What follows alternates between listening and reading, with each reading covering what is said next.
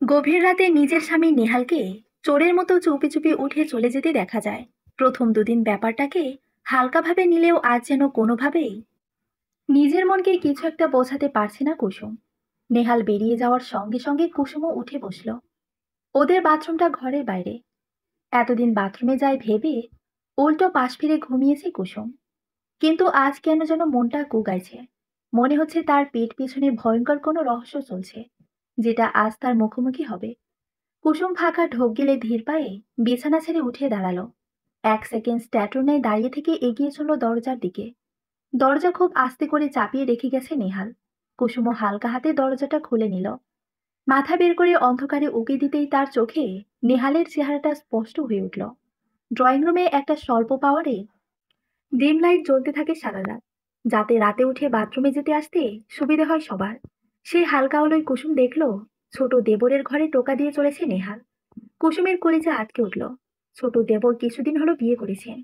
ব্যবসায়িক কাজে তাকে শহরে যেতে হয়েছে গতকাল সন্ধ্যায়। তার স্ত্রী মানে শিমুল ঘরের ভেতর একাই রয়েছে। তাহলে তার ঘরে কি কাজ নিহালে? কুসুমের মনে হলো তার সারা শরীরে বিদ্যুৎ খেয়ে গেল। কিছু একটা রক্তে রক্তে ছুটে চলে, সর্বাঙ্গ গরম করে তুলেছে। এত অস্থিরতা এর আগে কখনো হয়নি কুসুমের। মাত্র 3 বছরের বিবাহিত জীবনের মধ্যে এমন নিচু ঘটনার সাক্ষী হতে হবে, তাও কল্পনাও করেনি কুসুম। কুসুম দরজার গোড়ায় বসে পড়ল। যখন দেখলো শিমুল দরজা খুলে প্রায় টেনে ভেতরে নিয়ে গেল নেহালকে। তারপর খট করে দরজাটা আটকে দেওয়া হলো। বগ্রতা চেপে ধরল কুসুমকে। মাথা খাটালো সে। এভাবে নেহালকে পার পেয়ে যেতে দেওয়া যাবে না। কুসুমের মতো নরম মনের মেয়ে যা ইচ্ছে তাই করবে, তা কিছুতেই মেনে নেবে না কুসুম। আর না নেহালকে শান্তিতে এসব রামলীলা চালাতে দেবে। কুসুম হা মুখ করে বুক ভরে বাতাস টেনে নিল। কপাল থেকে এলোমেলো চুল সরাতে গিয়ে টের পেল তার দু চোখে পানির জোয়ার। কুসুম ঝটপট চোখ জোড়া মুছে নিল। কুসুমের মা বলেছিল চোখের পানি সবচাইতে দামি বস্তু, কারণ এতে 1 ভাগ পানি থাকলেও 99 ভাগ থেকে অনুভূতির বেহাল দশা। তাই যার তার জন্য চোখের এত দামি পানি খরচ করার মানেই হয় না। কুসুম নেহাল নামক ওই জানোয়ারটার জন্য 1 ফোঁটাও চোখের পানি ফেলবে না। সে মেয়ে, আর মেয়েরা শুধু সবসময় সহ্য করে। এটা নেহালের কর্ণকুহরে ভালো রকমে ঢুকিয়ে দিতে হবে। কুসুম হাত কোপা করে উঠে দাঁড়ালো। তার পরনে সুতির শাড়ি। বিয়ের আগে শাড়ি পরা আর যুদ্ধ করা কুসুমের জন্য সমান ছিল। যে মেয়ে শাড়ি পরতে হবে শুনলে কোথায় গিয়ে লুকোবে ভাবত, সেই মেয়ে এখন রাত দিন 24 ঘন্টায় শাড়ি পরে থাকে। এর কারণ নেহাল। বাসরাতেই নিহাল বলেছিল তার অন্যতম ইচ্ছে স্ত্রী সবসময় শাড়ি পরে থাকবে। তাতে নাকি বউদের বউ বউ ভাবটা সবসময় বজায় থাকে। কথাটি শুনে প্রথমে গলা শুকিয়ে এলেও শেষটায় নিজেকে মানিয়ে নেওয়ার চেষ্টা করেছে কুসুম, এবং শেষ তক নিজেকে শাড়িতে পুরোপুরিভাবে অভ্যস্ত করতে পেরেছে। 15 দিনের বেশ কিছু এলোমেলো কথা, স্মৃতি সব মস্তিষ্কে হানা দিচ্ছে বারবার। কুসুম সমস্ত ভাবনাকে একপাশে ফেলে এগিয়ে চলল শাশুড়ি মরিয়ম বেগমের ঘরের দিকে। এই বাড়িতে 5টি রুম। একটি বড় ভাই ভাবির দখলে, দ্বিতীয়টি তার ও নেহালের, তৃতীয়টি কুসুমের দেবর নয়নের জন্য বরাদ্দ ছিল। সেখানে এখন তার বউয়ের জায়গা হয়েছে। আর 2টি রুমের একটি শ্বশুর শাশুড়ি, অন্য রুমটি খালি পড়ে রয়েছে। ওখানে বড় ভাবির একমাত্র মেয়ে টুকু খেলে। টুকুর ভালো নাম আশফিয়া। সবাই ভালোবেসে টুকু বলে ডাকে। দরজায় কড়াঘাত চালালো কুসুম। বড় বড় করে নিঃশ্বাস নিচ্ছে সে। রাতের এই প্রহরে এসে এরকম একটি ঘটনার সম্মুখীন হতে হবে তাকে, তা যেন চিন্তাতেই আসেনি। নিজের স্বামী এখন ওই মেয়েটির সঙ্গে রঙ্গলীলায় ব্যস্ত, আর কুসুম এখানে শাশুড়িকে ডাকতে চলেছে। কি অদ্ভুত পরিস্থিতি! কুসুমের চোখ জ্বালা করছে, হাত পা কাঁপছে। কেমন অন্যরকম অনুভূতি হচ্ছে, যার ব্যাখ্যা তার কাছে নেই। মরিয়ম বেগম চোখ ডলতে ডলতে দরজা খুললেন, এবং মেজ বউকে এত রাতে এভাবে দেখে চমকে উঠলেন। তার ঘুম পুরোপুরি গায়েব হয়ে গেল চোখ থেকে। কি হয়েছে মেজ বউ? তুমি এত রাতে এমনি দরজা ধাক্কাইতেছো কেন? আম্মা, আম্মা এদিকে আসেন, বলে কুসুম কান্না করে ফেলল। দুজনের হালকা সোর করে হাবিব শিকদারের ঘুম ভেঙে গেল। তিনিও উঠে আসলেন। ও কাঁদে কেন মরিয়ম? কি হয়েছে? আমিও তো বুঝবার চেষ্টা করতেছি। মেজ বৌমা, ঘটনা কি আমার খুইলা কও। হুট করে শ্বশুরের আগমনে খানিকটা অপ্রস্তুত হয়ে উঠল কুসুম। এক লাশ লজ্জারা তাকে ঘিরে ধরল আষ্টে পৃষ্ঠে। কিন্তু এখন লজ্জাদের রাজত্ব করতে দিলে চলবে না ভেবে সমস্ত লাজ লজ্জায় একপাশে ফেলে কিছুক্ষণ আগে ঘটে যাওয়া ঘটনাটি ধীর গলায় মিনমিনিয়ে ব্যাখ্যা করল কুসুম। যা শুনে শ্বশুর শাশুড়ি দুজনেই যার পরনায় চমকে উঠলেন। কুসুমের চোখ বেয়ে টপটপ করে পানি গড়াচ্ছে। এই চোখের পানি দেখে কুসুমের কথাগুলোকে কিছুতেই হাওয়ায় উড়িয়ে দিতে পারলেন না তারা। মরিয়ম বেগম কিছু বলার আগেই হাবিব শিকদার গমগমে কণ্ঠটি নাড়লেন। নিহাল, কি এখনো ওই রুমে? কুসুম মাথা ঝাঁকিয়ে হ্যাঁ বলল। স্ত্রী বউকে নিয়ে হাবিব শিকদার ছোট ছেলের ঘরের সামনে গিয়ে দাঁড়ালেন। দরজার গায়ে হাত রেখে বুঝলেন দরজা ভেতর থেকে বন্ধ। তিনি এবার জোরে থাবা মারলেন দরজার গায়ে। মনে হলো ভেতরে থাকা লোক দুটো চমকে উঠল এতে। তাদেরকে কেউ এভাবে আবিষ্কার করে ফেলবে তা যেন ভাবতে পারেনি তারা। হাবিব শিকদার গর্জে ওঠা গলায় নিহালের নাম ধরে উচ্চারণ করলেন। তার হম্বিতম্বিতে পুরো গাড়ি সরগরম হয়ে উঠল মুহূর্তে। বড় ছেলে তমল আর তার স্ত্রী মিতুও উঠে চলে এলো ঘরের বাইরে। ব্যাপারটা কি ঘটেছে তা বোঝার জন্যই মিতু একবার অশ্রুসিক্ত কুসুমের দিকে চাইল। তারপর শাশুড়ির হতভম্ব মুখটা দেখল। এরপর যেন সব বুঝে গেল। এমন ভঙ্গিতে চুপ করে গেল। তমলের হাত ধরে টানল। তমল চোখ ইশারায় প্রশ্ন করল, কি? মিতু তমলকে টেনে আবার ঘরে নিয়ে এলো। কি ব্যাপার? ঘরে আনলে কেন? আমি যা সন্দেহ করছিলাম তাই ঘটল। কিসের সন্দেহ? আর কি ঘটছে? আমাকে খুলে বলো তো। তোমার ভাই নেহাল, ওই নতুন বইয়ের সাথে ওর যে একটা ফিসফিসানি কিছু চলতেছিল তা আমি আগেই টের পাইছি। বিয়ের তিনি কেমন করে যেন তাকাচ্ছিল বারবার শিমুলের দিকে। আবার শিমুলও দেখি নেহালকে চোখে চোখে হারাচ্ছিল। আমি প্রথমে সবটা মশকরাতে নিলেও এখন মনে হচ্ছে এর পেছনে খুব জটিল কিছু আছে। তমল যেন বিশ্বাসই করতে পারল না। এমন ভঙ্গিতে বলল, কি বলো এসব? যা বলি সব সত্যি বলি। আসো বাইরে আসো। আর দেখো, কোনো নাটক চলতেছে। হাবিব শিকদারের ভয়ে হোক আর যে কারণেই হোক আত্মসমর্পণ করলো নেহাল।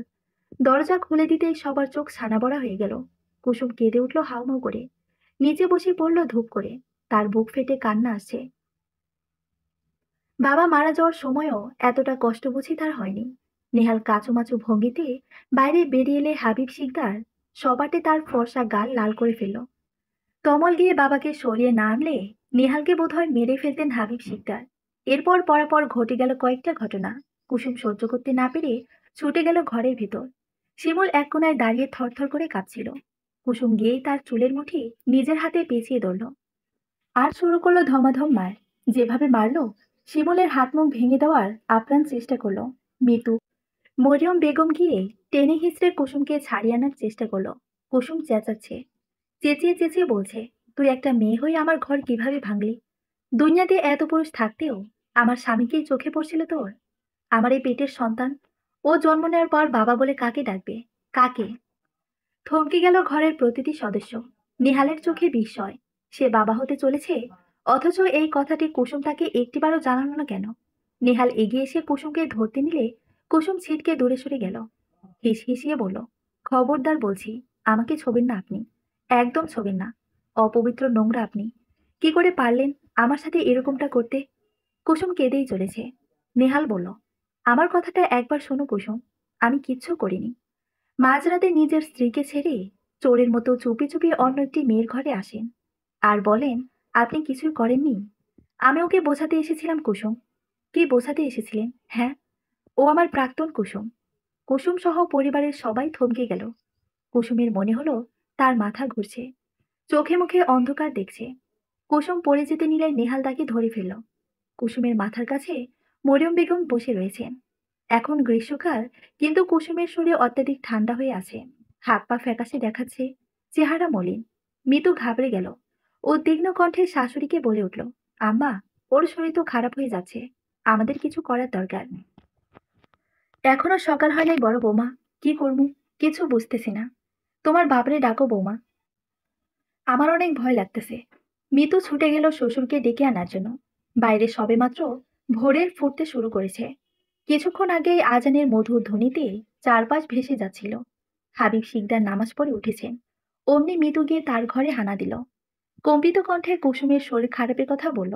এও বলল, কুসুম এখন গর্ভবতী, তাকে দ্রুত ডাক্তার দেখানো উচিত, নইলে তার বা বাচ্চার ক্ষতি হতে পারে। সব শুনে হাবিব শিকদার মৃদু শ্বাস ফেলে বিড়বিড়িয়ে বললেন, ওর হাতে শিমুলরে ছাইড়া দিলেও ও ভালো হইয়া যাইব বৌমা। মিতু প্রত্যুত্তর করল না। হাবিব শিকদারের হঠাৎ মনে পড়ে যাওয়ায় মিতুকে প্রশ্ন করলেন। তমল বলল, তুমি নাকি আগে থাকতেই কিছু আন্দাজ করেছিলাম? মিতু ঘাড় কাত করে সায় জানালো, আমাদের বললা না কেন তখনই? তাইলে পানি এতদূর গড়াইতো না। আমি কিভাবে বুঝবো যে এদের ভেতর আসলে কিছু চলতেছে? বড় ভাসুর ছোট ভাইয়ের বইয়ের দিকে কোন নজরে তাকায়, তা তো আর আমি জানি না আব্বা। আচ্ছা, তুমি ঘরে যাও, আর চিন্তা কইরো না। মেজ বউ ঠিক হয়ে যাইব, আমি জানি। মিতু ঘাড় হেলিয়ে চলে যাওয়ার জন্য 2 কদম গেলেও আবার থমকে দাঁড়ালো। শ্বশুরের দিকে তাকিয়ে জানতে চাইল, ওদের কি ব্যবস্থা করবেন আব্বা? সব কি এতটুকুতেই শেষ? না বৌমা, তুমি চেনো আমারে। আমি আজীবন সত্যের পথে থাকছি। এখন শেষ বয়সে এসেও সত্যের পথেই থাকতে চাই। আমার মাথায় একটা বুদ্ধি অবশ্য আছে, কিন্তু সেটাতে তোমাদের সবারও মতামত প্রয়োজন। আগে নয়ন ফিরুক, ওকে ফোন করে সব বলছি আমি। আগামীকাল দুপুরের আগেও চলে আসবে জানাইছে। ও আসুক, তারপর সবাইকে নিয়ে বৈঠকে বসবো। তার আগে কুসুমের সুস্থ হওয়া প্রয়োজন। মেজ বই এই সিদ্ধান্ত নিক, আমি চাই এটা। কারণ যা হয়েছে তাতে আমাদের ক্ষতি কম, ওর ক্ষতি সবচাইতে বেশি। নিহালও নিজের স্বামী ছিল। মৃদু দীর্ঘশ্বাস ফেলল। এই সংসারটাকে সে খুবই ভালোবাসে, যত্ন করে। শিমুল আসার আগ অবধি সবকিছু কত সুন্দর ছিল। সে আর কুসুম ঘরের মেয়ের মতোই থেকেছে এখানে। দুজনে মিলেমিশে কাজ করেছে। কাজের সময়গুলো গল্প আর খুনসুটিতেই কেটে গেছে। মাথার উপর মায়ের সমতুল্য শাশুড়ি, বাবার সমতুল্য শ্বশুরই তো সর্বদাই ছিল। এই দুজনের ভয়ে কখনো বাড়ির বউদের সাথে অনাচার অবিচার করতে পারেনি বাড়ির ছেলেরা। বাড়ির বউয়ের গায়ে হাত তোলা তো দূর, একটা উঁচু ধমক পর্যন্ত কখনো কেউ দেয়নি। যে যা ভুল করেছে আম্মা শিখিয়ে পড়িয়ে নিয়েছে। এত সুন্দর সংসারটায় কার নজর লাগলো? মৃদুর মন সঙ্গে সঙ্গে উত্তর দেয়, শিমুলের। শিমুলের নজরে পুরো বাড়ি ওলটপালট হয়ে গেল। তছনছ হয়ে গেল সংসার। মৃদুর বুক ফুঁড়ে ক্ষণে ক্ষণে দীর্ঘশ্বাস বেরিয়ে আসে। নেহালকে তার রুমে আটক করে রাখা হয়েছে। সেই রুমের পাহারায় রাখা হয়েছে তমলকে, যেন কোনোভাবে সে পালাতে না পারে। হাবিব শিকদার হুকুম দিয়েছেন, আগে বিচার হবে, তারপর যা হওয়ার হবে। শিমুলকে রাখা হয়েছে তার রুমে। সে ঘরটাও বাহির থেকে তালা দেওয়া। তার বাবা মাকে ফোন করা হয়নি, তবে হবে। আগে সকালটা পরিপূর্ণভাবে ফুটে উঠুক। মৃদুর এত গায়ে জ্বালা করলো যে সে শিমুলের ঘরে গিয়ে ঢুকলো। শিমুল বিধ্বস্ত অবস্থায় খাটে বসেছিল। মৃদুকে দেখা মাত্র সঙ্গে সঙ্গে উঠে দাঁড়ালো। মৃদু কটমটিয়ে শিমুলের দিকে চেয়ে রইল। তার ইচ্ছে করছে ঝাঁটা দিয়ে ঝেড়ে এটাকে এক্ষুনি এই বাড়ি ছাড়া করতে। শিমুল ভীতু গলায় বলল, ভাবি। তৎক্ষণাৎ মৃদু ফুঁসে উঠল, যেভাবে গরম তাওয়ার উপর পানি পড়লে ফুঁসে ওঠে। খবরদার, তোমার ওই নোংরা মুখে আমাকে ডাকবে না একদম। শিমুল চুপসে গেল। তার প্রচন্ড ভয় লাগছে। কুসুমের হাতে যে মায়েরটা সে খেয়েছে তা সহ্য করার মতো না। তবুও কি করে যে সহ্য করে আছে তাও এক বিস্ময়। সেই সঙ্গে রাগও নেহাত কম লাগছে না। একে তো ওই কুসুমের জন্য আজ নেহালের স্ত্রী হতে পারেনি সে, উল্টো তাকেই দোষী করা হচ্ছে। এরা কিভাবে জানবে নেহালের কারণে কত কিছু সয়েছে শিমুল? মায়ের জুতোর বাড়ি থেকে শুরু করে বাবার থাপ্পড়, বড় ভাইয়ের দাবরানিও কম খায়নি মোটেও। তারপরও শেষ তক নেহালকে পাওয়া হলো না। মৃদুর এগিয়ে আসা শিমুলের ভাবনার গতিপথ টেনে ধরল। হকচকিয়ে 2 কদম পিছিয়ে গেল শিমুল। মৃদু কাছাকাছি দাঁড়িয়ে হেসে হেসে বলল, সকালটা হোক একবার, তোমার ব্যবস্থা হবে। নেহাল আপনাদের ঘরের সন্তান বলে তাকে ছাড় দেওয়া হবে, আর সব দোষ আমার উপর চাপানো হচ্ছে। এ কেমন ন্যায়? পাল্টা জবাবে বলল শিমুল। মৃদু এক দ্বন্দ্ব চুপ করে রইল না, সঙ্গে সঙ্গে জবাব দিল, তারও ব্যবস্থা করা হবে। কাউকেই ছাড় দেওয়া হবে না। তোমরা দুজনেই সমান অপরাধী। এতে যদি কুসুমকে স্বামীহারা হতে হয় তাহলে হবে। তবুও নেহালের শাস্তি এতটুকু কমবে না। কথাগুলো শেষ করে এক মুহূর্ত দাঁড়ালো না মিতু। গটগট করে হেঁটে বেরিয়ে গেল ঘর ছেড়ে। ক্রূর হাসি ফুটে উঠল শিমুলের ওষ্ঠদয়ে। নেহাল আর কুসুমের বিচ্ছেদ হলে মন্দ হবে না ব্যাপারটা। পূর্ণিমা সন্ধ্যায় তোমার রজনীগন্ধার রূপসাগরের পাড়ে পানে উদাসী মন্থায় তোমার প্রজাপতির পাখা। আমার আকাশ চাও মুগ্ধ, চোখের রঙিন স্বপ্ন মাখা। ফাগুন হাওয়ায় করেছি যে দান, আমার আপন হারা প্রাণ, আমার বাঁধন ছেঁড়া প্রাণ। ফাগুন হাওয়ায় করেছি যে দান। কুসুমের কণ্ঠে গাওয়া সুরগুলো কানে বাজছে নেহালের। মেয়েটা বড্ড গানপ্রিয়। কবিতাও আওড়ায় মাঝে মাঝে। বিয়ের প্রথম রাত্রিতেই এই গানটি নেহালের উদ্দেশ্যে গিয়ে শুনিয়েছিল কুসুম। সেই থেকে নেহাল মানতে বাধ্য। কুসুমের গলা ভারী চমৎকার। রিনরিনের কণ্ঠে যখন সুর ভাজে কি দারুণ শোনায়, দেখতেও ভালো লাগে। আজ হঠাৎ সেসব কথা মনে পড়ছে কেন? নেহাল অনুতপ্ত। শিমুলের উদ্দেশ্যে বুঝতে পারেনি সে মোহের টানে পড়ে কুসুমের মতো সহজ সরল মেয়েটাকে এভাবে ধোকা দিয়ে ফেলবে। কখনো চিন্তাও করেনি নিহাল। শিমুলের সঙ্গে তার সম্পর্ক স্কুল জীবন থেকেই ছিল। একই পাড়ায় বসবাস করত তারা। স্কুলের ফাঁকে ফাঁকে খেলার মাঠে ছেলে মেয়ে উভয় মিলে খেলতো যখন, তখন চোখের ইশারায় দুজনের মন দেওয়া নেওয়া হয়েছিল। নিহাল যে বছর স্কুল শেষ করলো, শিমুল তখন মাত্র ক্লাস 6-এ। ওই টুকুনি মেয়ের ওপর নেহালের সে কি গভীর অনুভূতি! বর্তমানকালের ভাষায় ক্রাশ বলেই বোধহয় ভালো হয়।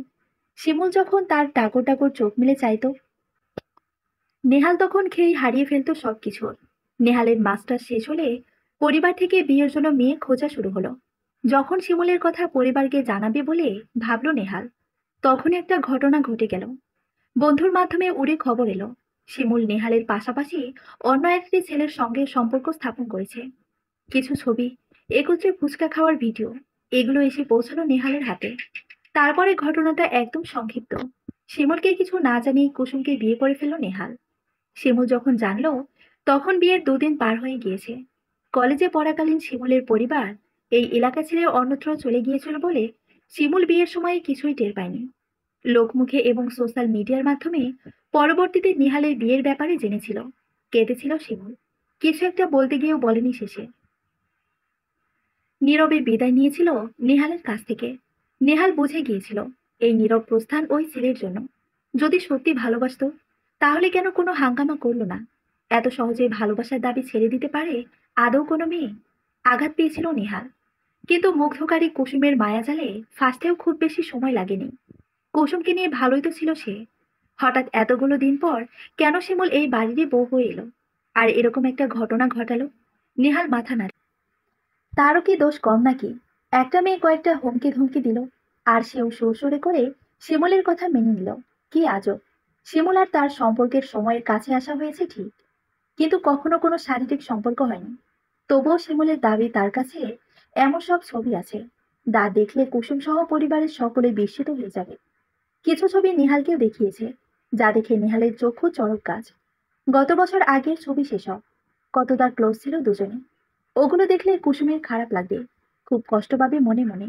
তাই নেহাল বারংবার শিমুলকে বুঝিয়ে গেছে যেন এগুলো ডিলিট করে দেওয়া হয়। কি লাভ নেহালের সোনার সংসারটা পুড়িয়ে? উত্তরে শিমুল হেসেছে, উত্তর দেয়নি। তবে শর্ত দিয়েছিল, পরাপর 4 রাত শিমুলের ঘরে আসতে হবে লুকিয়ে লুকিয়ে, বলেই বাচক টিপেছিল শিমুল। আগের চাইতেও সুন্দরী হয়েটা শিমুলের ওই আকর্ষণীয় মনোভাব দেখেও ফিরিয়ে দিতে পারেনি নেহাল। সেও গিয়েছিল, কিন্তু কোনো ক্লোজ সম্পর্ক গঠন করেনি। একত্রে বসে পুরনো স্মৃতি রোমন্থন করেছে।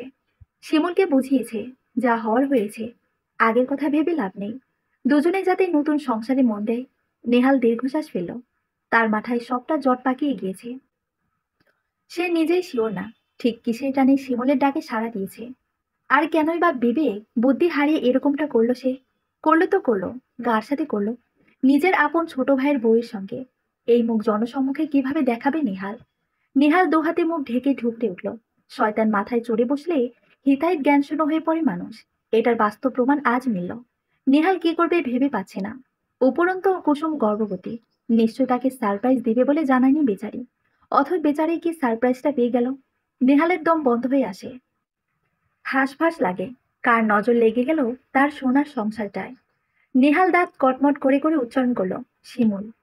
মাথার উপর চাঁদি ফাটা রোদ, এত উত্তপ্ত, এত গরম, মানুষ দরদর করে ঘামছে। সূর্য মামার তেজ তবুও কমছে না।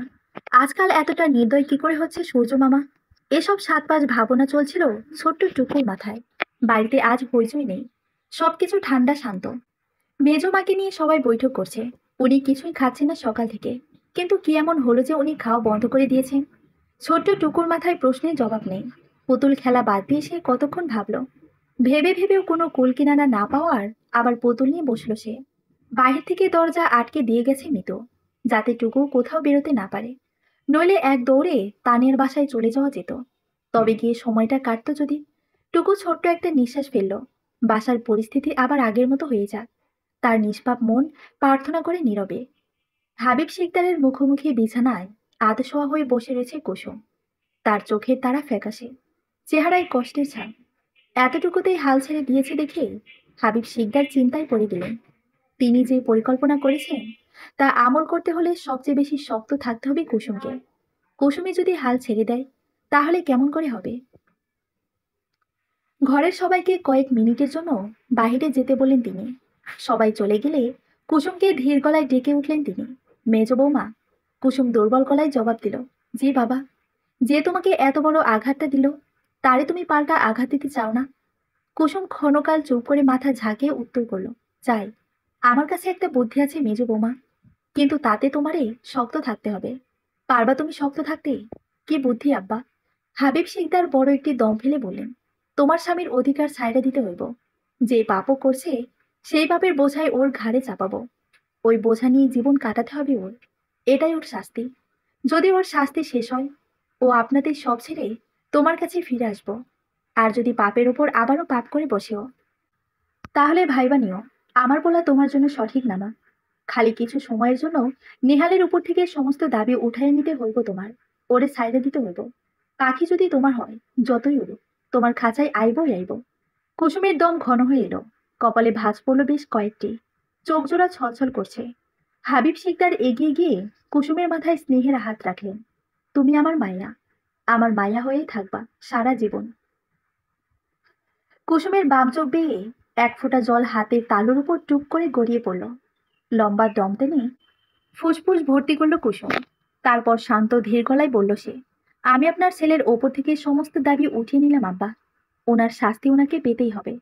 নয়ন হতবম্বের ন্যায় বসে রয়েছে। তার চোখের সামনে শিমুল। এখনো বিশ্বাস হচ্ছে না এত আলাফলা দেখতে মেয়েটার মনে মনে এই ছিল। তার ওপর লোকে শুনলে হাসবে যে। নয়ন আর শিমুলের প্রেমের বিয়ে ছিল। মাত্র মাস দুয়েক আগেই নয়ন শিমুলকে হ্যাঁ জানায়। শিমুল অনেক আগে থেকে নয়নের পেছনে লেগেছিল। নয়নকে রাজি করানোর জন্য কত কিছুই না করেছে সে। শেষ তক শিমুলের মিথ্যে ভালোবাসার তীব্রতা নয়নের কাছে সত্যি মনে হওয়ায় সে রাজি হয়। তার 2 মাস পরই দুই পরিবারের আলোচনায় বিয়ে করে ফেলে। তাহলে কি এসব নাটক ছিল? শুধুমাত্র এই বাড়িতে ঢোকার জন্য তাকে একটা টোপ হিসেবে ব্যবহার করা হয়েছিল।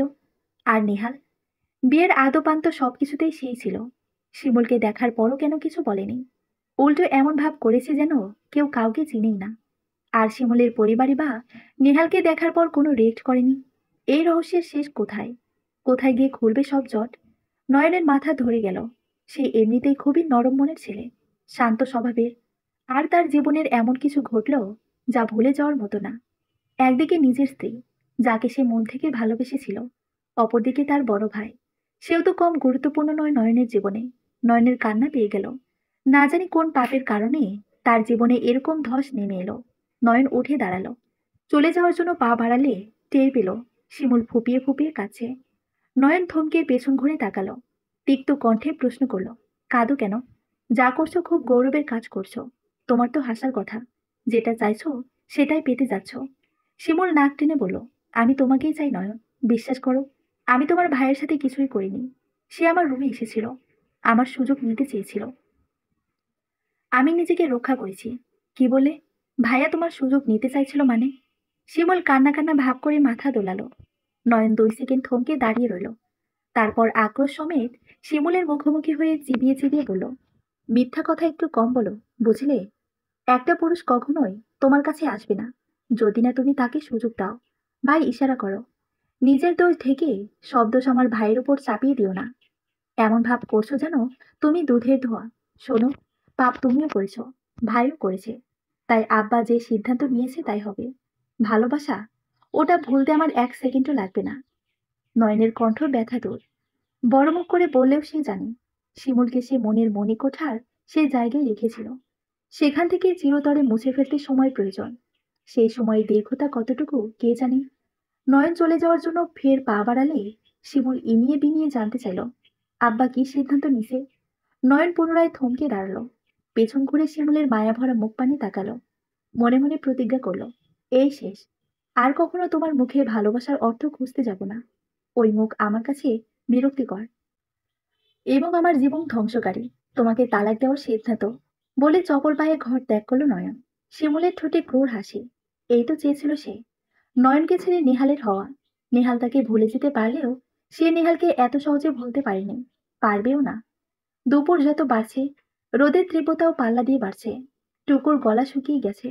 সে গিয়ে মিতুর আঁচল ধরে ফিসফিস করে পানি খাওয়ার ইচ্ছা পোষণ করলো। মিতু তাকে নিয়ে রান্নাঘরে এলো। ফ্রিজ খুলে ঠান্ডা পানির সহিত সাধারণ পানি মিশিয়ে এক গ্লাসে দিল। টুকু পানি খাওয়া শেষ করে প্রশ্নের মেলা নিয়ে বসলো। মা, রান্না করবা না আজকে? না, ডিম ভাজা আর ডাল দিয়ে খেতে হবে। পারবে না? আম্মু, ঘরে কি হয়েছে? সবাই এরকম মুখ করে আছে কেন? ছোট চাচাকে দেখলাম লুকিয়ে লুকিয়ে কাছে। কি হয়েছে আম্মু? মিতু দীর্ঘশ্বাস ফেলল। নিচু হয়ে টুকুর মাথায় হাত বুলিয়ে দিয়ে বলল, কিচ্ছু হয়নি আম্মু। একটা খারাপ লোক আমাদের সংসার অতিষ্ঠ করতে চাইছে। আমরা আজ তাকে শাস্তি দিব, এমন শাস্তি যা তার কাছে সুখ মনে হলেও পরবর্তীতে বুঝবে কি হলো জীবনে। খারাপ লোকটা কি আম্মু? এত কথা বলে না মা, তুমি গিয়ে খেলো। খিদে পেয়েছে? না আম্মু, পাপা একটা রুটি কিনে দিয়েছিল, আমি খাইছি। আচ্ছা, তাহলে খেলো গিয়ে। একা একা খেলতে ভালো লাগে না আম্মু, তুমি আমার সাথে খেলো না। মিতু শ্বাস নিয়ে উঠে দাঁড়ালো। খুঁজে খুঁজে তমলকে বের করে বলল, টুকুকে তানিয়াদের বাসায় দিয়ে আসো। ওর মাকে বলবে আমি বিকেলে গিয়ে নিয়ে আসবো। ঘরের যে পরিস্থিতি, এর ভেতর ও না থাকাই ভালো। তমল মিঠুর হাত জোড়া চেপে ধরল। তুমিও দেখি ভেঙে পড়ছো মিতু। কই, আমি ঠিক আছি। ঠিক থাকতে হবে। কুসুমটাকে শক্ত রাখতে হলে আমাদের সবাইকে শক্ত থাকতে হবে। ওর পাশেই থাকতে হবে। জানো, আমার ইচ্ছে করতেছে নেহালকে ধরে মাটির তলায় পুঁতে রেখে আসি। ও কিভাবে এরকম একটা কাজ করতে পারলো? আমাদের বাসায় ছেলেদের বলো বা মেয়েদের, সবার হয় এক বিয়ে। আর আজ শুধুমাত্র নেহালের এই ভুলের কারণে নয়নটার জীবন শেষ হয়ে গেল। নেহালকেও দ্বিতীয় বিয়ে করতে হবে। কুসুমের কি হবে আল্লাহ জানে। এক মন সমান ভারী নিঃশ্বাস ফেলে স্ত্রীর দিকে তাকালো তমল। তার বুকটা কাঁপে বারংবার। কোথা থেকে কি হয়ে গেল তার খেয়ে এখনো ধরতে পারছে না সে। মিতু বলল, খালি নেহালের দোষ দিলে আর ওই মেয়ে, ও কি কম নাকি? যাক, ও যে ইচ্ছা পূরণে এ বাসায় এসেছে সেটা তো আব্বা পূরণ করে দেবে। তারপর দেখা যাক কি হয়। এটা কেমন শাস্তি হলো মিতু? নেহাল আর শিমুলের যদি বিয়ে হয়, তাহলে কুসুম আর ওই বাচ্চা, এটা শাস্তি না, এটা পরীক্ষা বলতে পারো।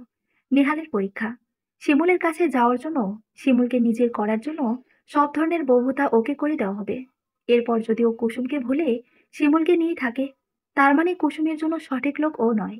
এবং যে সঠিক নয় সে যত দ্রুত জীবন থেকে চলে যাবে ততই ভালো হয়। আর যদি কুসুমকে সত্যি নিহাল ভালোবেসে থাকে, তাহলে শিমুলকে জীবনেই কাছে টানবে না, সব ছেড়ে কুসুমের কাছেই ফিরে আসবে এবং জন্মের মতো একটা শিক্ষা পেয়ে যাবে। নেক্সট টাইম কোনো মেয়ের দিকে চোখ তুলে তাকাতেও দুইবার ভাববে। আর কুসুম বা ওর বাচ্চার জন্য আমরা সবাই আছি তো, তুমি চিন্তা করো না। নেহালের জন্য এই পরীক্ষাটা দরকার। এটা ওকে শুধু শাস্তিই দিবে না, ওকে বোঝাবেও কে তার জন্য সঠিক আর কে না। মাঝখান দিয়ে শিমুলের কি শাস্তি হবে? যদি নেহাল ওর সাথে সংসার বেঁধে ফেলার সিদ্ধান্ত নেয়, তাহলে আব্বা নেহালকে ত্যায্য করবেন। যদিও এটা গোপনীয়, আব্বা এখনো কাউকে জানায়নি, আমি আর আম্মা বাদে। নেহালের নিজের কি যোগ্যতা আছে তা তো তুমি ভালোই জানো। শিমুল খুবই ধূর্ত প্রকৃতির আর লোভী। যখন নেহালের কিছু থাকবে না, তখন শিমুলও থাকবে না। এভাবে আজ এই লোক, কাল ওই লোক করে করে জীবন যাবে। আর পরকালের বিচার তো আছে। আর যদি নেহালকে বাদ দিয়ে কুসুমকে বেছে নেয়, তাহলে আব্বা ওকে ক্ষমা করে দিবেন, শিমুলকে তাড়িয়ে দিবেন।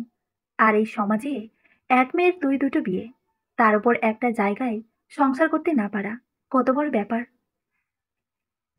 একবার ভাবো, শিমুল তার শাস্তি আপনাতেই পাবে। তুমি চিন্তা করো না, প্রকৃতি কাউকে ছেড়ে দেয় না। যে যেটা করবে তার বিনিময়ে সেটাই পাবে। ভালো করলে ভালো, খারাপ করলে খারাপ। তমলের মাথায় হঠাৎ একটা দুষ্ট বুদ্ধি চাপল।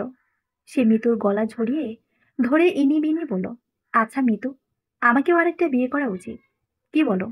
তাহলে আমারও একটা পরীক্ষা হয়ে গেল, আর বুঝতে পারবে কে সঠিক কিনা। কি, কি বললে তুমি? মিতু চোখ রাঙালো, এমন ভাবে যেন খেয়েই ফেলবে তমলকে। তমল হালকা হেসে মিতুকে ছেড়ে দিয়ে দুদিকে মাথা নাড়িয়ে বলল, না কিছু না, ভালো হয়ে যাও মাসুদ। ভালো হতে টাকা লাগে না। এই, মাসুদকে? তমলের ভ্রু কুচকানো। মিতু মিটিমিটি হাসছে। ভনিতা করে বলল, খুঁজে বের করো মাসুদকে, আমি চললাম।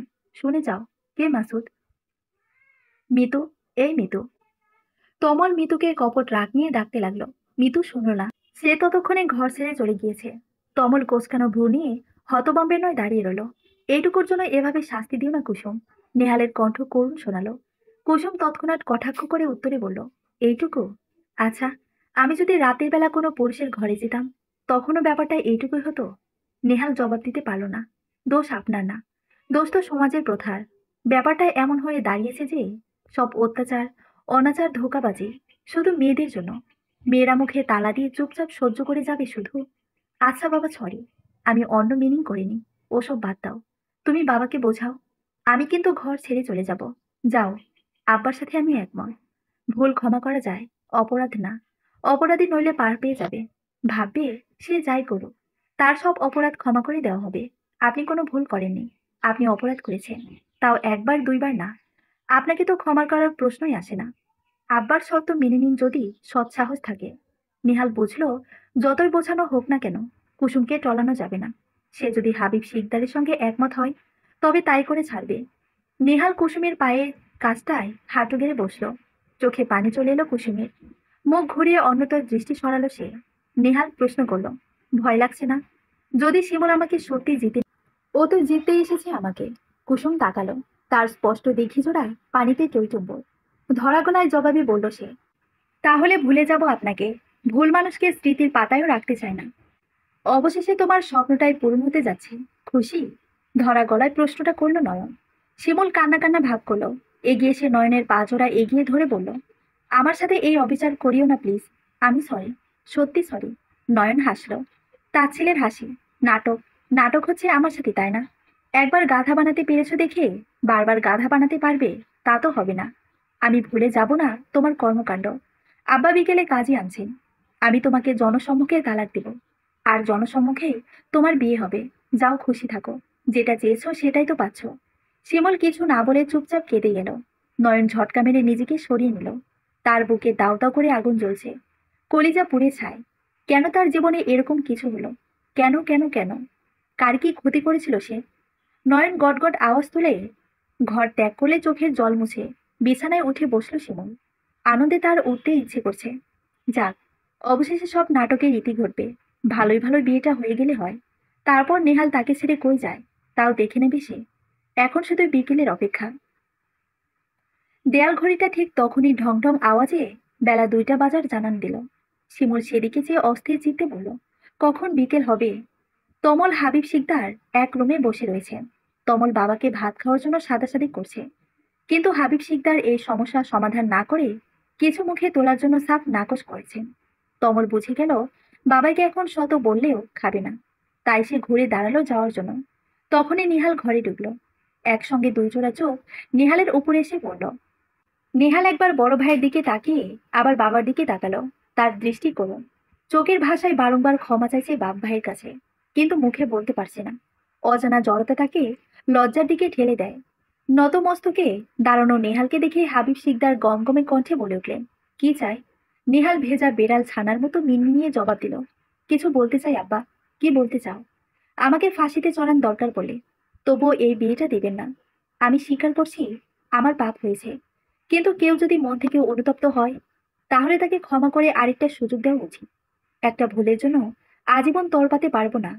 আমি মরে যাব, তাও এই বিয়ে করব না। কি করে বুঝবো তুমি অনুতপ্ত? দুদিন পর যে আবার এরকম কোনো কাহিনী ঘটাবা না, তার বিশ্বাস কি? এর আগে কখনো কিছু হয়েছে? কখনো মেলি বিষয়ে কোনো বিচার পাইছেন আমার ব্যাপারে? ভুলা যায় না, আগে না পাইলেও এখন পাইছি। এমনকি হাতে নাতে ধরছি। আচ্ছা, আজকে কুসুম যদি এরকম কিছু করতো, তারপর শত অনুনয় করলেও তুমি কি তারে ক্ষমা করে দিতা? সব ভুলা যাইতে পারতা? নেহাল জবাব না দিয়ে কপাল কুঁচকে তাকিয়ে রইল। হাবিব শিকদার তপ্ত শ্বাস ফেলে বললেন, তুমি যদি ক্ষমা করতে না পারো, তাইলে ওই তোমারে ক্ষমা করবো কেন? ওর মনে আঘাত লাগছে না? আর এই আঘাতের দাগ এত সহজে শুকাবে না নেহাল। দরকার পড়লে কুসুমের পা ধরে মাপ চাইব, ওকে সময় দিব। আমার কৃতকর্মের জন্য আমি সব ধরনের শাস্তি ভোগ করতে রাজি। শুধু এইটা না, আমি শিমুলের চেহারাটাও দেখতে চাই না। হাবিব শিকদার হেসে ফেললেন, চেহারা দেখতে চাও না আবার রাতের আধারে বউ ফেলে তার ঘরে যাও? অথচ সে তোমার ছোট ভাইয়ের বউ লাগে। এই কথাটাও তোমার মাথায় আসে না। নেহাল মাথাটা নিচু করে ফেলল। হালকা গলায় বিড়বিড় করে বলল, শয়তান ধরেছিল আমারে আব্বা। আমি মাপ চাই, ক্ষমা করেন। আমি এই বিয়ে করতে চাই না আব্বা। আমি বাঁচলে কুসুমকে নিয়ে বাঁচব। কুসুম যদি তোমার সাথে আর থাকতে না চায়, যার প্রতি বিশ্বাস ভেঙে যায়, তার সাথে থাকা যায় না নেহাল। নেহাল ফ্যালফ্যাল চোখে তাকিয়ে রইল। এই কথাটা সে ভেবে দেখেনি। যদি কুসুমি তার সঙ্গে আর থাকতে রাজি না হয়? পর মুহূর্তেই নেহালের মন বলল, নিশ্চয়ই হবে। কেননা কুসুমের সন্তানের বাবা সে। কুসুম আর তার মধ্যিখানের সুতো সম্পূর্ণ ছিঁড়ে যায়নি। সেই সুতো আবার জোড়া লাগাতে পারবে একজনে, তাদের অনাগত সন্তান। নেহাল হঠাৎ জোরালো কণ্ঠে বলে উঠল, কুসুম আমাকে এড়াতে পারবে না আব্বা। আমি জানি ও একদিন না একদিন আমাকে ক্ষমা করবে। তাইলে আমার সাথে না, যার বুকে তুমি ছুরিয়াঘাত করেছো তার কাছে যাও, গিয়ে দেখো ক্ষমা করে কিনা। নেহাল তখনই ছুটল। মনে মনে সিদ্ধান্ত নিল কুসুমের পা ধরে বসে থাকবে ততক্ষণে, যতক্ষণ না সে মাফ করে দেয় নেহালকে। কিন্তু কুসুমের সঙ্গে দেখাই করতে পারল না নেহাল। কুসুম দরজা আটকে ভেতরে রয়েছে। নেহাল অনুরোধ করলো, কুসুম দরজা খুলল না। নেহাল বিষাদময় কণ্ঠে বলল, কুসুম, কুসুম এমনটা করো না তুমি, ক্ষমা করো, নয়তো আমাকে পাবে না আর। কুসুমের তবুও কোনো জবাব এলো না।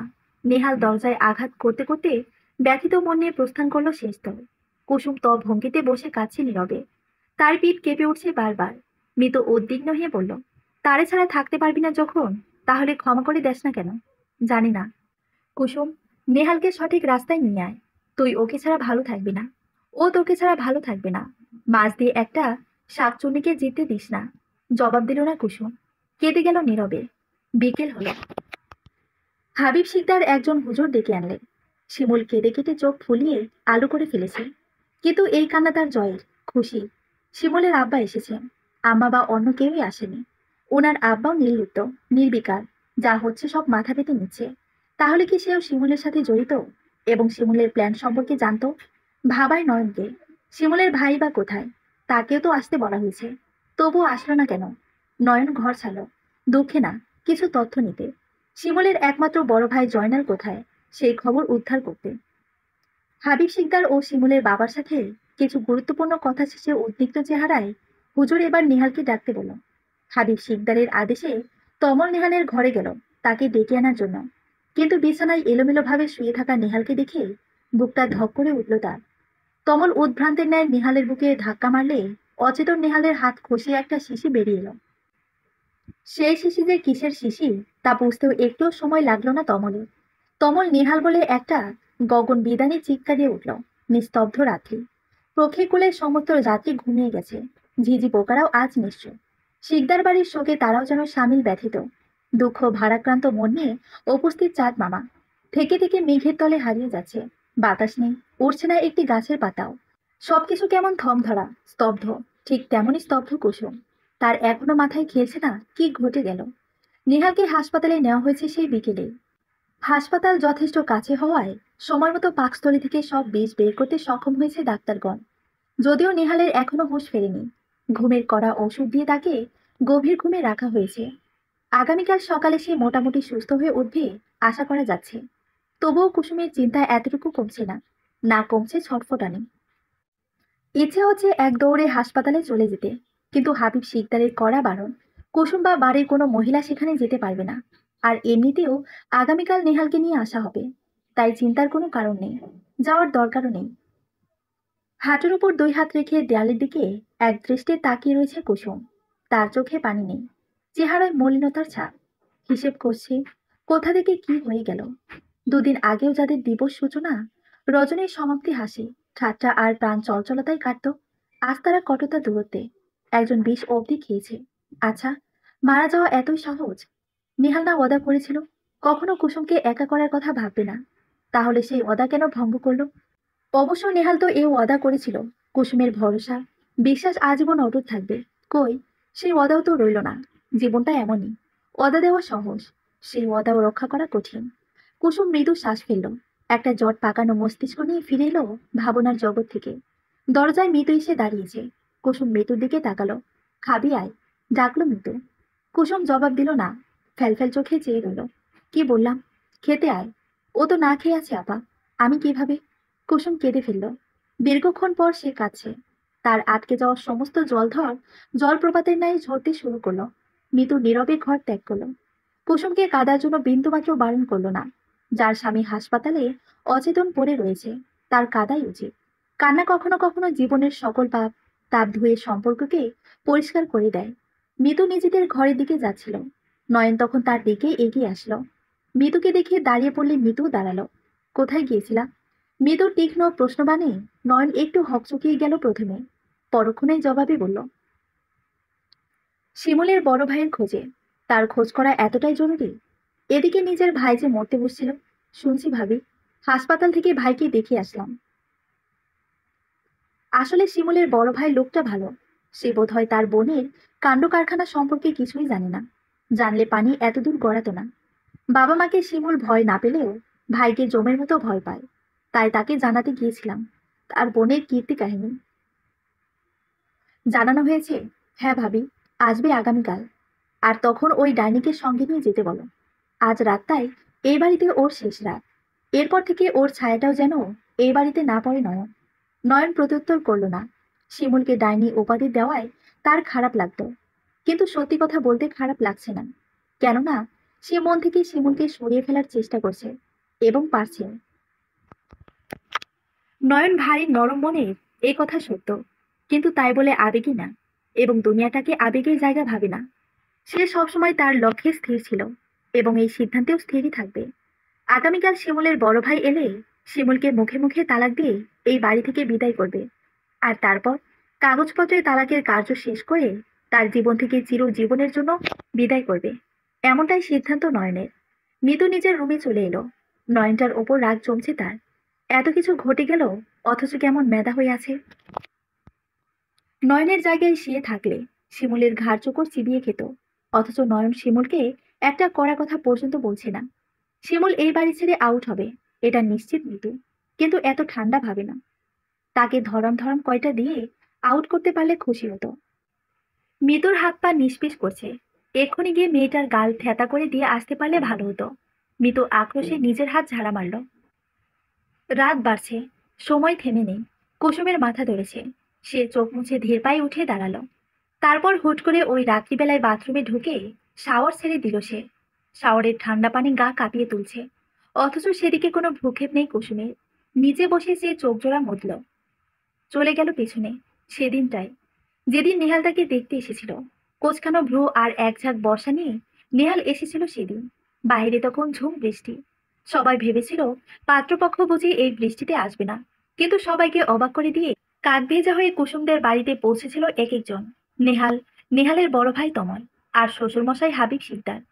সঙ্গে আরো জনা দুয়েক মাতব্বর গোছের সম্মানিত ব্যক্তিবর্গ নিয়ে প্রথম আনুষ্ঠানিকভাবে মেয়ে দেখতে এসেছিলেন তারা।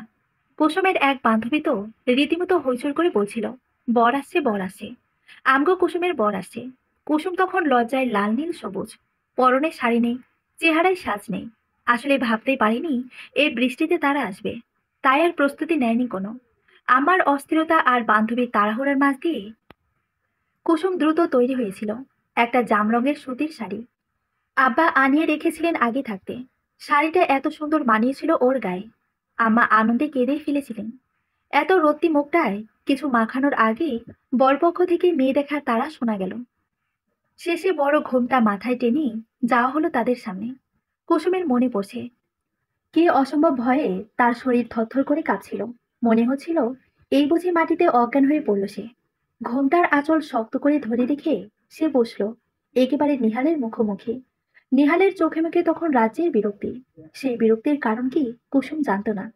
তাকে যখন চোখ তুলে তাকানোর কথা বলা হলো, সেই প্রথম নিহালের চোখে তার চোখ আটকে গেল। হা হয়ে গেল কুসুম। এই রাজপুত্র তার বর হবে, ভাবতেই চোখে পানি চলে এলো তার। কিছু মানুষ আছে যাদের দেখলেই আপন আপন লাগে। নিহালকে দেখা মাত্রই তাকে বেশ আপন লেগেছিল কুসুমের কাছে। এরপরে গল্পটা গতানুগতিক ধরা। কুসুমকে দেখা শেষে 1000 টাকার 500টি নোট দিয়ে ভেতরে পাঠিয়ে দেওয়া হলো। কুসুম মিনতি করলো বিধাতার কাছে, বর হলে এই লোকটি যেন হয়। একে তার মনে ধরেছে। বিধাতা শুনেছিল। যাওয়ার সময়ই মেয়ে আমাদের দারুণ লেগেছে বলেছিল হাবিব শিকদার। মুখে তার চওড়া হাসি। বাড়িতে খুশির রোল পড়ে গিয়েছিল। কুসুম চোখ খুলো। মনে পড়ে যাচ্ছে অনেক কথা, অনেক অদা, অনেক প্রতিজ্ঞা। সবকিছু এত সহজে ভেস্তে দেওয়া যাবে না। নেহালকে ভালো হতেই হবে, তার জন্য, তার গর্ভে বেড়ে ওঠা সন্তানের জন্য। কুসুম উঠে পড়ল। শাওয়ার অফ করে জামা কাপড় পাল্টে অজু করে এলো। সেজদায় লুটিয়ে পড়ে জানালো নিজের মনের প্রার্থনা। নেহালের সুস্থতা কামনা করলো খোদার কাছে। তারপর টেবিলে গিয়ে বসলো। এই টেবিলে নেহাল লেখালেখি করে, কাজ করে। একটা নোটপ্যাড টেনে নিল। নীল কলমে গোটা গোটা অক্ষরে লিখতে শুরু করলো, শুনুন, ক্ষমা করিনি, কিন্তু ক্ষমা করতে চাই। ক্ষমা পেতে হলে কিছু মূল্যে আপনাকে দিতে হবে। এই মূল্য টাকা দিয়ে পরিমাপ করা যায় না। এই মূল্য কোনো সোনা, রূপা, তামা দিয়ে পরিমাণ করা যায় না। এই মূল্য ভালোবাসা, নতুন প্রেমের, একটি নতুন জীবনের, যেখানে ছড়াছড়ি থাকবে অনুভূতির। বিয়ের পর এখন অবধি কোথাও হানিমুনে নিয়ে যাননি। এবার যেতে চায়। নিয়ে যাবেন কোথাও যেখানে আকাশ নীল, মাটি নীল, প্রকৃতি নীল। নরম পানিতে গা মিশিয়ে জীবনের সব পাপ তাপ ধোয়া যাবে। অপেক্ষায় থাকবো। নয়নের ঘরে শিমুল থাকছে যেহেতু, তাই নয়ন আজ রাতটা খালি ঘরে কাটানোর কথা ভাবল। শিমুলের সঙ্গে এক ঘরে আর এক মুহূর্ত না। শিমুলের নেকা কান্নাকাটি দেখে যদি মন গলে যায়, অসম্ভব এটা। নয়ন লুঙ্গি আনার জন্য নিজের ঘরে গেল। একটা বালিশ নিয়ে খালি ঘরে চলে আসবে, এমনটাই চিন্তা ভাবনা। শিমুল নয়নকে দেখা মাত্র তড়াক করে উঠে দাঁড়ালো। শিমুলের প্ল্যান বদলেছে। নেহালের বিষ খাওয়ার খবর শোনা মাত্র সে সিদ্ধান্ত নিয়েছে, যে করে হোক নয়নকে হাতছাড়া করা যাবে না। নয়ন যদি সাপোর্ট না দেয়, তাহলে এই বাড়িতে আর কোনো জায়গা হবে না তার। আর এই বাড়িতে জায়গা না হলে নেহালের জীবনে ফিরে যাওয়া যাবে না। কিন্তু কি করবে, ভাবতে গিয়ে বেরিয়ে এলো পেছনের এক চরম সত্য, যা সে ঘুণাক্ষরেও কল্পনা করেনি। তাই বাস্তব হলো। প্রথমে শিমুলের মাথায় বাজ পড়লেও পরক্ষণেই মুখে এলো হাসি। সঠিক সময়ে সঠিক জিনিস সামনে এসেছে। এবার কেউই নয়নের জীবন থেকে তাকে তাড়াতে পারবে না। তারপর ধীরে সুস্থে নেহালকে নিজের করে পাওয়ার বুদ্ধি আটা যাবে। নয়ন শিমুলের দিকে ফিরেও তাকালো না। সে তার মতো কাবার থেকে একটা লুঙ্গি ফতুয়া বের করলো। বিছানা থেকে বালিশ নেওয়ার সময় শিমুলের কণ্ঠস্বর ভেসে এলো, নয়ন। নয়ন তাকালো না, জবাবও দিল না। নিজের মতো কাজ চালিয়ে গেল। শিমুল এসে তার সামনে দাঁড়ালে সে চোখ সরিয়ে অন্যদিকে ঘুরে দাঁড়ালো। শিমুল আবার তার সামনে গেলে নয়ন বজ্রকণ্ঠে জানতে চাইল, কি সমস্যা? আমি কিছু বলতে চাই নয়ন, কিন্তু আমি কিছু শুনতে চাই না। সরো সামনে থেকে। নয়ন, তোমাকে শুনতেই হবে। তোমার অনাগত সন্তানের কথা তুমি জানবে না তো কে জানবে? নয়নের মনে হলো তার মাথার উপর আকাশ, পাহাড়, জমিন সবকিছু একে একে ভেঙে পড়ছে। বলল কি এই মেয়ে? কার অনাগত সন্তান? তার। নয়নের চোখ জোড়া এত বড় হলো যেন কোটর থেকে বেরিয়ে আসবে। শিমুলের চোখে মুখে খুশির ঝিলিক, যেন নয়নের সন্তানের মা হতে পেরে সে খুশিতে মরে যাচ্ছে। নয়ন হাত থেকে বালিশটা ছুঁড়ে ফেলে হন্য পায়ে ঘর থেকে বের হয়ে গেলে শিমুলের খুশিটুকু প্রদীপের ন্যায় দপ করে নিভে গেল। তবে কি কোনোভাবেই নয়নকে আটকে রাখা যাবে না? নয়নের মাথা বড়, চক্কর দিচ্ছে বারে বারে। এটা কি শুনলো সে? শিমুল কি সত্যি বলেছে নাকি এটাও তার চক্রান্তের একটা অংশ? নয়ন দেয়ালে মাথা ঠেস দিয়ে চুপচাপ ভাবতে লাগলো। শিমুলের এক কথায় একদম বিশ্বাস করে ফেলবে তা হয় না। অন্তত এত বড় ধোঁকা খাওয়ার পর বিশ্বাস নামক জিনিসটাই ফিকে হয়ে গেছে তার কাছে। কিন্তু যদি খবরটা সত্যি হয়, তবুও শিমুলকে এই সংসারে রাখার কোনো সিদ্ধান্ত সে নেবে না। বাচ্চা হবে, বাচ্চাকে নিজের কাছে এনে রাখবে। শিমুলের সাথে ছাড়াছাড়ি হয়ে যাবে। মা ছাড়া কি বাচ্চা বড় হয় না?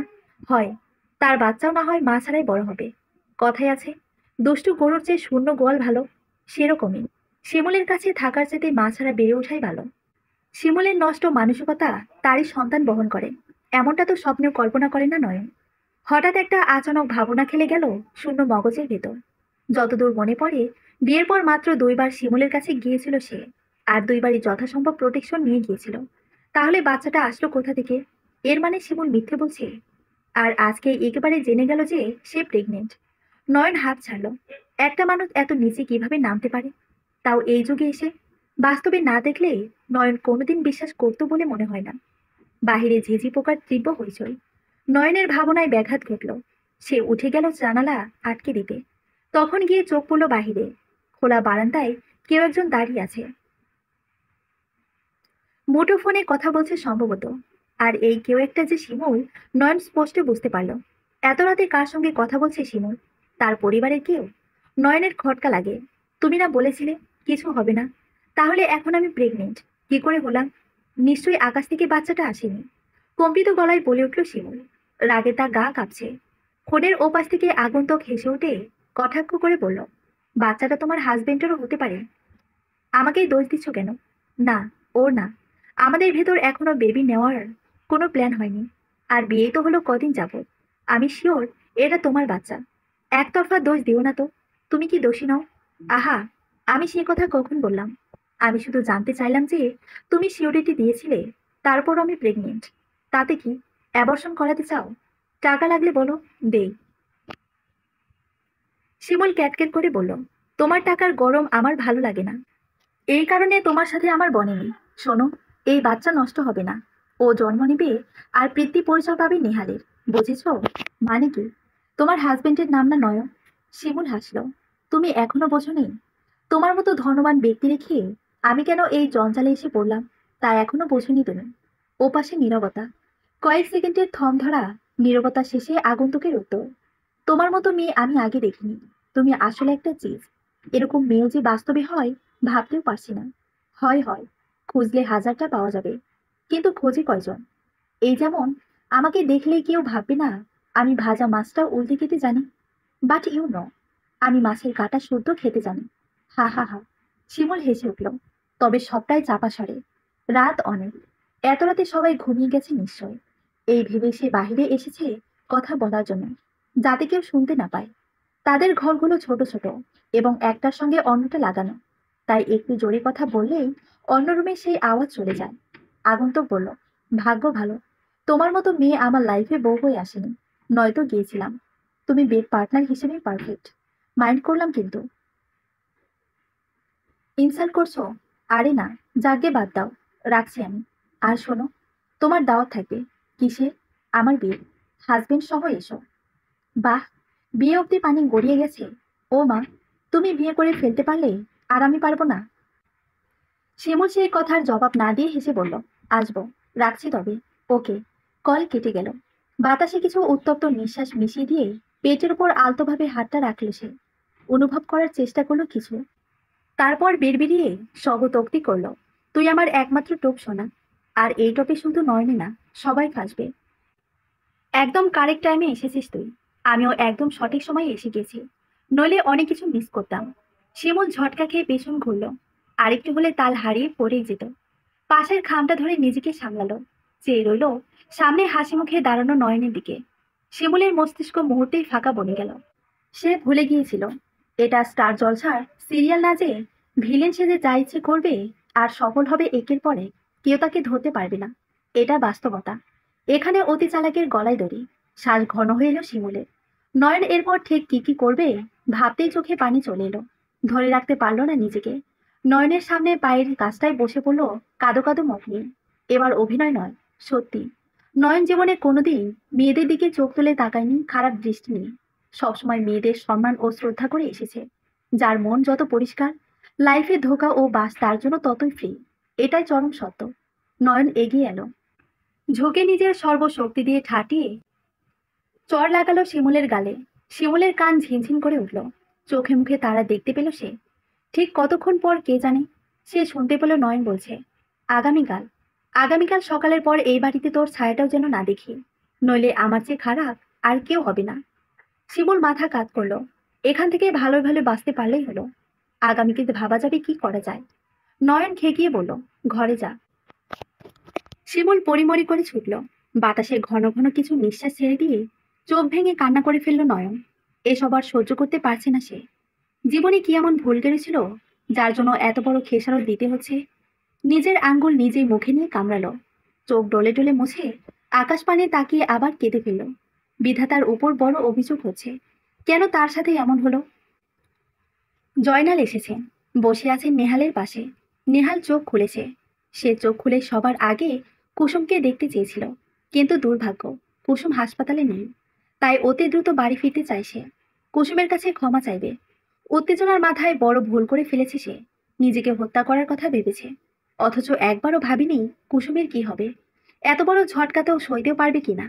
নেহালের কারণে কুসুমের জীবনও বিপন্ন হতে পারত। এখন হুঁশ ফিরে এসেছে এসব বিষয়ে। জয়নাল বারংবার নেহালের কাছে হাত জোড় করে ক্ষমা চাইল। এও জানালো নেহালকে সে আগে থেকে চিনত না, আর জানতো না যে এর সঙ্গে শিমুলের সম্পর্ক ছিল। জানলে শিমুল কখনোই এ বাড়ির বউ হয়ে আসতো না। জয়নালের রাগ শুধু শিমুলের ওপরই না, তার বাবা মায়ের ওপর। তারা তো জানতো সবকিছু, তারপরেও জয়নালকে জানায়নি, আর এখানেই সম্বন্ধ করেছে। শিমুলকে মানাও করেনি। এখন যে সম্মান নিয়ে টানাটানি হলো, এর দায়ভার কার? জয়নাল ফোঁসফোঁস করছে। নেহালকে রিলিজ দেওয়া হলে তার সঙ্গে বাসায় পৌঁছালো সে। শিমুল ভাইকে দেখা মাত্র বড় করে নিঃশ্বাস নিচ্ছে। জয়নাল জমের মতন। অন্যায় পছন্দ করে না, সবসময় নিয়ম নৈতিকতার ভেতরে থাকে, অন্যকেও রাখে। অপরদিকে শিমুল যেন পুরোই আলাদা। জয়নালকে পাঠানো হলো শিমুলের ঘরে। শিমুল বসেছিল। ভাইকে দেখে তড়াক করে দাঁড়িয়ে পড়ল। জয়নাল অগ্নি চোখে কয়েক সেকেন্ড তাকিয়ে রইল শুধু। তারপর গমগমে কণ্ঠটি নাড়িয়ে রেডি হওয়া বলে বেরিয়ে গেল। শিমুলের শীত দ্বারা বেয়ে একটা শীতল ঘাম ফোঁটা গড়িয়ে পড়ল। কপালে শনি না, রবি সোম মঙ্গল সব আছে। বাসায় যাওয়া মাত্রই শুরু হয়ে যাবে। শিমুল আফসোসের নিঃশ্বাস ফেলল। নেহাল ঘরে ঢুকেছে। সারা বাড়ি খুঁজেও কোথাও কুসুমকে পায়নি। দৌড়ো দৌড়ো বুক নিয়ে তাদের রুমে শেষবার এসে ঢুকলো। যদি এখানেও না থাকে, নেহাল হার্ট অ্যাটাক করবে সত্যি সত্যি। রুমটা ফাঁকা। উজ্জ্বল রোদে ঝকঝক করছে ঘরের নিচে। মৃদু মন্দ বাতাস বইছে। সুন্দর আবহাওয়া। নেহালের কাছে তাও ভালো লাগছে না, কারণ কুসুম এখানেও নেই। বিছানায় ধপ করে বসে পড়ল সে। কুসুম কি তবে চলে গেল তাকে ফেলে? কাউকে কি জিজ্ঞেস করবে একটাবার কুসুমের কথা? নেহালের অভিমান হচ্ছে। নিজের উপর ক্ষুব্ধ সে। কেন ফাঁদে পা দিতে গিয়েছিল শিমুলের? কেন মাথায় আসলো না পরবর্তীতে কি হতে পারে এই নিয়ে? তবে একটা জিনিস ভালো হয়েছে, তা হলো নেহালের আত্মশুদ্ধি। আর এও বুঝতে পেরেছে কুসুম তার কতখানি। কুসুমকে সারা দুটো দিনই অসহনীয় হয়ে উঠেছে। সারা জীবন কি করে বাঁচবে? কিন্তু কোথায় কুসুম? নেহাল অস্থির দৃষ্টিতে এদিক ওদিক চোখ বোলাতে গিয়ে টেবিলের উপর নজর আটকে গেল। একটা কাগজ ফরফর করে উঠছে। মগ দিয়ে চাপা দেওয়া নইলে উড়ে চলে যেত। নেহালের আগ্রহ জাগে। সে উঠে গিয়ে কাগজটা হাতে তুলে নিল। প্রথম লাইন পড়তে অধরে ফুটে উঠল হাসি। তাহলে কুসুম তাকে চিঠি লিখেছে। গল্পটি একটু বড় হওয়ায় দুটি পর্বে ভাগ করা হয়েছে। পরের পর্ব পড়ার আমন্ত্রণ হলো সবাইকে। ধন্যবাদ।